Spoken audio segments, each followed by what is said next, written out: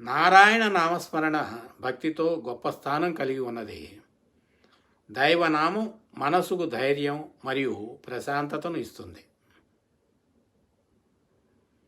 నారాయణ నామమే నాభిమూలము గల నది, నడుస్తున్న ప్రతి పయనానికి సాగరానిది, శ్రద్ధగా పలికిన అభిధమే మోక్షమిచ్చునది.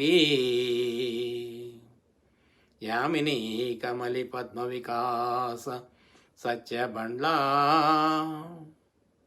ఈ పద్యం చెబుతున్నది ఏమిటంటే, నారాయణ నామస్మరణ జీవితం మొత్తం దారి చూపే పవిత్ర ప్రవాహం లాంటిది.